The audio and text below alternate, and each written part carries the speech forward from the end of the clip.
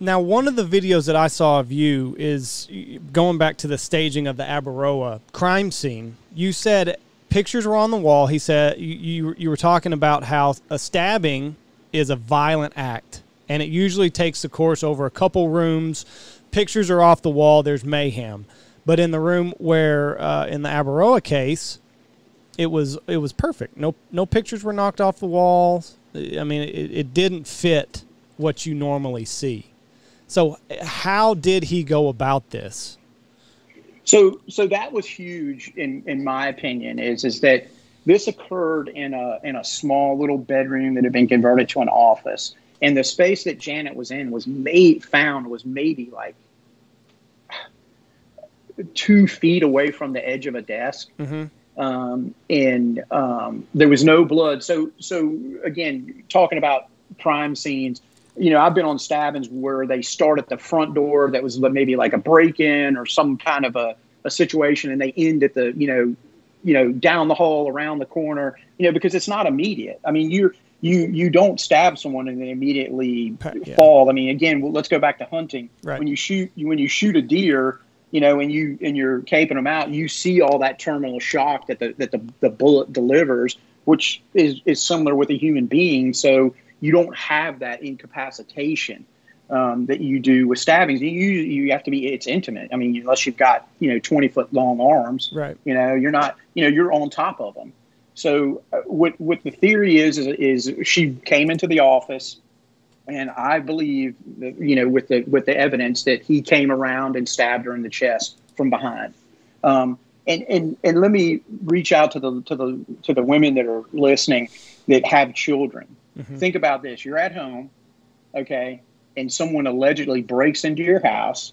They make their way to the second floor where you're at. They pass your child's room. They go into another room, okay? You confront them in there. First off, that just doesn't make sense anyway. You know, we got to put common sense in there that the child is going to be the priority. And plus, Janet was a college soccer player, mm-hmm. an in-shape person, and there was no struggle. So to me, that means it had to be a known, you know, it couldn't have been just some random person. Because first off, again, if you go through the crime scene, what I always everyone always looks for the big macro in these cases. And the key is the mosaic, the tiny, you know, putting all these little pieces together to make this, you know, a complete picture. And, you know, a would-be burglar, first off, breaking into homes at night is usually an anomaly, right? You know, making your way to the second floor, going into an office, you know, in passing rooms and not going through there, going into an office, and guess what was only stolen from the home? His laptop. A laptop and knives. Right. Yeah, so that doesn't fit the burglary narrative. You know, I've not ever studied this, but I'm assuming that, just trying to use some common sense, if you're a burglar, you start on the bottom floor and you start pilfering through shit, seeing what you can get, and eventually you work your way up to the top floor.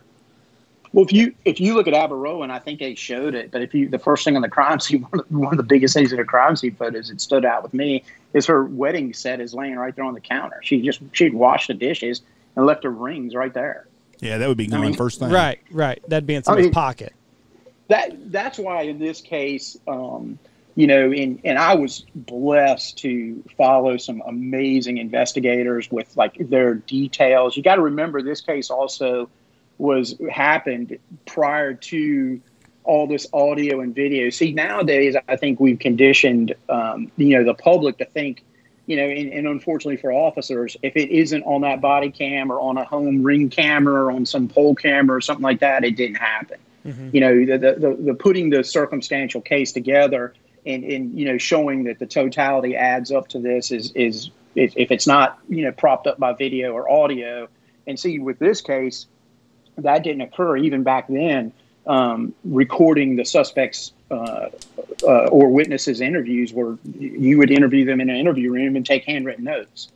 It wasn't recorded, so we didn't have all that technology, you know, embedded into this case as well. One of the things I found really interesting about this case was the contact lenses. Yeah. Nobody sleeps with their contact lens. I don't wear contacts, but I do know that from everybody in my family does. And y'all went and exhumed her body. Is that correct? We did. It was and that's where the my interaction with the Peterson case came in a little bit more detailed. Is in Peterson there was an exhumation of one of his. I don't know if they were. I think they were married. No, it was Michael Peterson. Yeah, it was common law. No, it was a family friend. She allegedly fell down the staircase, and then he got their daughters. Yes, it happened in Germany. Yeah, and she was exhumed as part of the Peterson case. A matter of fact, I think she was buried overseas, if I'm not mistaken. No, she was buried in Texas. That's right, and they went overseas to do some interviews with the people from the military base. That's right. So, but yes, in Abaroa, in order to get that exhumation, we had to go before Pennsylvania court to get a court order, because you know why? Because Raven wouldn't consent to it, because every innocent husband is going to fight the effort to find evidence. So we went before a hearing in Pennsylvania. It was like a couple-day hearing in the courts up there, and had to present evidence to why we were going to exhume Janet. And part of that we had to show, in Peterson there's precedent. These type of forensic examinations could be fruitful, so on and so forth. Hey, did they try to fight it on religious differences or something? Well, he fought. I mean, just fighting it, in my opinion. I mean, the entire and let's go back to Raven. Raven is his actual name is Samuel. Raven, and I always looked into kind of the deeper part. That's the black pigeon, is what he would also make some references to, is a ravager. That was the guy is nothing but a fraud. Mm-hmm. Not only a fraud criminally, but this guy made up stuff. So Janet, and I'll tie this in, Janet was a devout Mormon. Her family was devout Mormon, to the point of anyone that's familiar with that religion, to be married in the temple is what they want to have. And there's a lot that goes along with that. Raven perpetrated an alleged mission that he did out of the country, to the family, to get, the blessing to be married in the temple. So, his belief, he may have Mormon beliefs, but clearly there was a ton of, of lies and deceit that were attached to that. So, he may have fought it for that, but just fighting it on itself doesn't make any sense. I go back to it again. If that's my wife, why would you, put up a hurdle?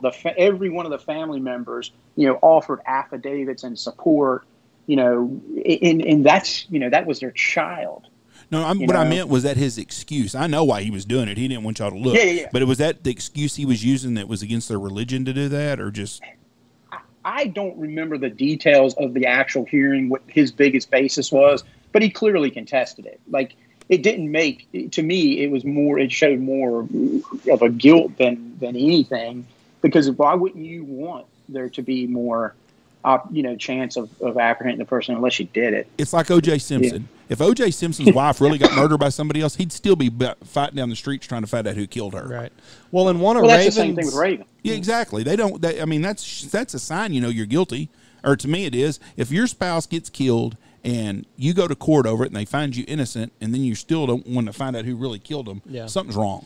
Well, and in one of Raven's videos that he posted, because from what I gathered, he would do an interview with you, and then he would kind of recap what y'all talked about, and then he'd post it online. But he said, if I won the lottery, I would spend 2/3 of it fighting this case. And then I'd give a third, and then I'd make sure that she was remembered at whatever college they went to. Southern Virginia. Yeah, and it was such an afterthought too, right? Right. I mean, he didn't even, it was like he slipped up. Yeah, so that whole part of the case, that was one of the things that, you always, as in any cold case, that you want to freshen it up or have some bridge to bring it. What is the reason that we can bring this case back? What is going to be the opportunity to put in it? What doesn't exist or what didn't exist that we can show now? And one of the things is going back to my old narcotics days. I mean, we did tons of what we would call consensual phone calls with sources, or undercover phone calls that were recorded. So basically, I would be sitting out in my driveway, because we're a 4-hour time difference, at midnight, talking to this guy, about details of the case or how he felt, and moreover, just to see if, what the inconsistencies would be, and also to see, why haven't you reached out? Like, why haven't you made this effort to do it? Because ultimately, you've got a kid that's going to want to know. Right. He's got a child out there that's going to want to know. I mean, that was his mother. So my point being is when we did these phone calls, he would never take them spontaneous. It was always be pre-planned, or when I would try to catch them spontaneous, it would never happen. What a screwed up deal.